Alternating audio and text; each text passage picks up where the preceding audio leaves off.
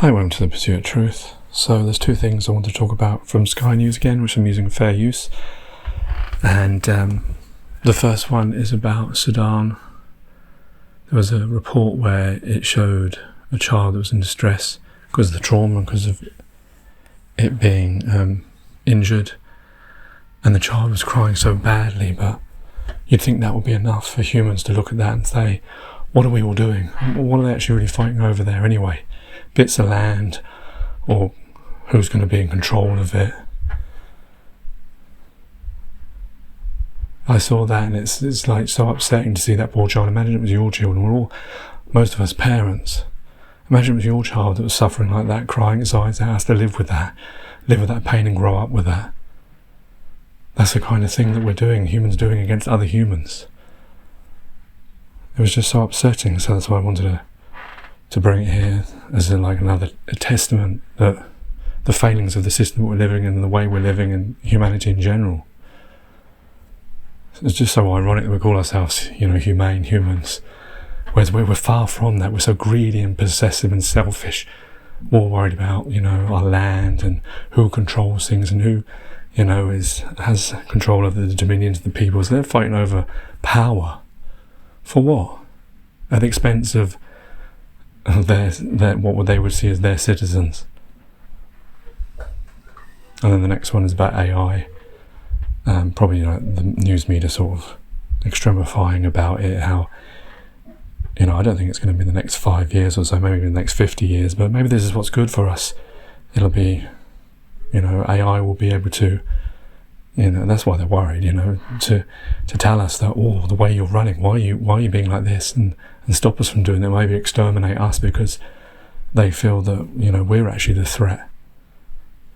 Like Terminator or some Philip K. Dick story, do androids dream of electronic sheep, Blade Runner. So I thought that was quite interesting, and I'm sure it was a bit alarmist, but maybe, that's how we're all going to end. Because, they're going to see that, if they give them intelligence and freedom of thought, then surely they're going to see, what most of us can see, that the way we're living is insane and not the right way to be living. So yeah, here it is. One of West Darfur's largest border towns, Mestere, is burning. And as the Chadian military approach, they can do nothing but watch. As we were approaching, it looked like mist over the valley, but as we got closer, you can see that it's plumes of smoke rising above villages that have been scorched by ethnic conflict. We drive further east and find its latest victims. Seeking shelter under every other tree, still in a state of shock. People are dying, and Shama says the war is still raging. I ask her if they'll come seeking treatment, but she says they're still trapped inside. And the horror stories are all around us. Maryam says her 11-year-old nephew was killed by the fighting. She fled with the other children and her pregnant daughter. Where is his mother, I ask. She says she's still missing. This is the crossing point, a dried riverbed. They're safe in Chad now, but can still see and hear the signs of wreckage. This valley is officially Darfur, and just across the way you can hear gunfire still ringing out of the villages where fighting continues. And all of these people here have come across to look for safety from what they see is a continued targeted assault. You can hear it now. She says that's the sound of rifles, the very rifles that they fled to come here. Is your family there, I ask. The chorus replies yes. They're in there being killed. Chad's border with Sudan has technically been closed since the early days of the war. But violence in Darfur has meant civilians are permitted to cross. This border must be very difficult to police, no? الحكومة بتاع تشاد شال قرار الأمن الحدود كله وخلى له تاريخ للناس اللاجئين الجايين وكلهم البيجيهم. Some stay on the border to bear witness, while in Adri, the wounded start coming in.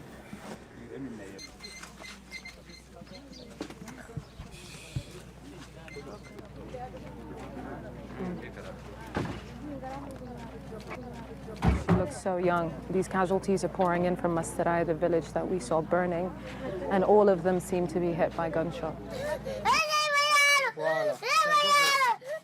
Just 3 years old, even Bilal wasn't spared from the bullets. And his older sister is forced to watch. Their mother is still trapped, but many are making their way out. This man and his son have escaped the regional capital of Al Janana, where a massacre has been reported. I ask him to tell me what's happening there. He says death, daily death. The survivors keep streaming in, pained by bullet wounds and a familiar, grim reality. Yusr al-Baghir, Sky News, Eastern Chad. So I decided to put the videos in the end, obviously, as you've noticed, because you watched them. So I wonder what AI would make of the Sudan conflict, what it would think of how human beings are killing each other over, bits of land that they can never own, and dominion over other human beings because they all want to take control. Maybe that's where it'd be better if the androids, the artificial intelligence, the robots take control of us and give us our freedom and equality. But the problem is will people accept that? Humans can't even accept other human beings. What makes you think they'll be able to accept anything else? Can't even accept animals to live freely with each other. We have to imprison them in cages in zoos. We have to, kill them to eat them. We have to hunt them. So we can't even exist with the things that we've been here for thousands of years. How are we going to be with artificial intelligence telling us what to do? It's probably not going to end well, is it? Or it's maybe not even going to start. Anyway. So next is Dan Hendricks. Unfortunately, I couldn't find the Sky News footage for this, so it's going to have to be audio. But after it is a clip that I did find about AI, about the signatures and all that kind of stuff. And it's interesting how they contradict each other, the two experts. Dan Hendricks is talking about the danger of intelligence, of these AIs going rogue and having their own goals and etc., which does make sense to me. Whereas the other one is talking about making them more intelligent because it's stupidity that causes mistakes. Well, yes, stupidity does cause mistakes, but so can intelligence. Well, it depends, because if the intelligence has decided that you are irrelevant or what you're doing is actually wrong, and we all know that human beings do a lot of wrong to each other, and that's where the intelligence may be a problem. But I don't know, maybe this will be the solution for us. Everyone's looking at it, obviously, because we've been the dominant species, and this is why everyone's worried about this, because they can control humans, but they may not be able to control this intelligence, and that's because it's an unknown, it's a fear, and that's maybe why they're worried about it. But maybe it is the best for humanity, because maybe these, because we're creating them, I suppose it depends how we create them, and the problem is different countries and different companies, whether, how they're going to act with this. But maybe this will, if someone can create a real intelligence that to fix our problems and tell us, wait a minute, why are you living this stupid way, you stupid human beings? Live together, not apart. Don't separate yourselves. Work on the same things together, not compete against each other, and stop shackling yourself with money and possessions. Well, Dan Hendricks is the director at the Center for AI Safety, which published the co-signed warning, and he joins us now from California. Dan Hendricks, thank you so much for your time today. So mitigating the risk of extinction from AI, has it got that serious? Yeah, unfortunately, AI is developing very rapidly, and as a consequence, AI companies are kind of locked in an arms race. So they're making AIs more powerful extremely quickly, and it's difficult to do that safely as well. So consequently, this could really get out of hand in many different ways. And what I'm concerned about is that this could lead to human extinction. So that's why we need to treat this as a broader global priority to reduce this AI arms race, not to have a race that was like the nuclear arms race in the past. We're going to need to be proactive about cooperating between nations and also domestically. And in what ways could it lead to the extinction of the human race? So, like pandemics, there's a lot of possible ways things could go south. So perhaps the risk source would be from an accident, like a lab accident, or from wildlife. And likewise with AI, perhaps somebody would misuse it. So they could deliberately build the rogue AI system, and then that could cause a lot of damage. Or they could use it to create a bioweapon. There are other things that could go wrong too, like organizations could have a substantial accident and it gets out and it starts acquiring a lot of resources and power, and it becomes difficult to counteract because it's so intelligent. Humans have been the dominant species on Earth because of our intelligence. But now, as AI is becoming more powerful and more intelligent, we won't necessarily occupy that same position in the future. That could put us in a more fragile position, and we could possibly go the way of the Neanderthals or of the gorillas.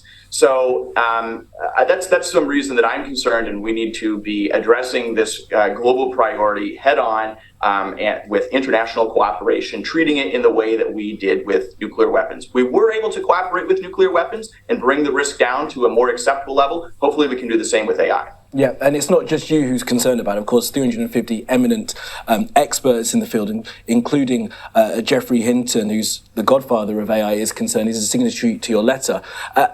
And I wonder, you'll remember that film, The Singularity, this idea that once computers reach a certain level, they become more intelligent than us. Are we getting to that point now?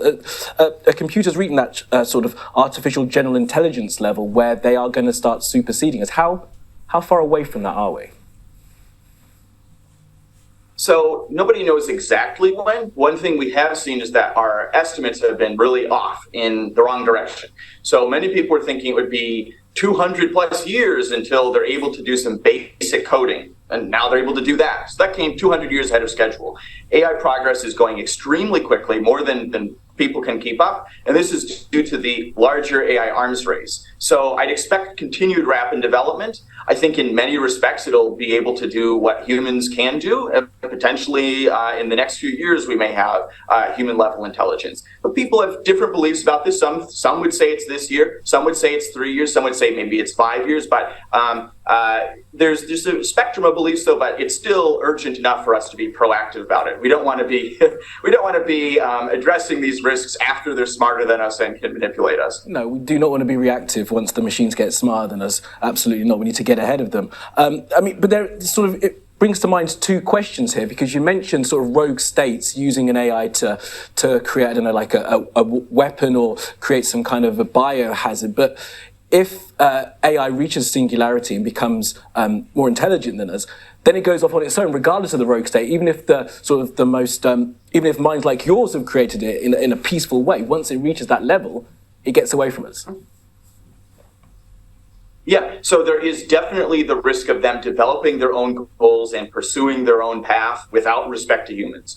In much the same way that humans build roads, it can destroy ants along the way. They just may simply not care about us. And if they're much more powerful than us, then that would also be a concern. So there's a variety. There's misuse, there's them developing their own goals, there's them being developed in an out of control fashion, like in an AI arms race. There's a wide variety of risks that we're going to have to manage. But to do that, we're going to have to recognize that it's a priority, which is what this letter is about.